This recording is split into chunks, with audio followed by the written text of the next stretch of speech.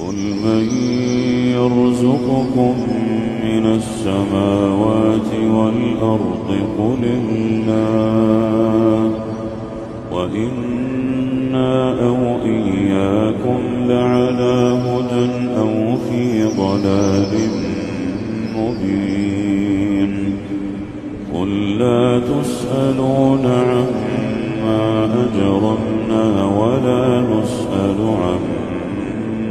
تعملون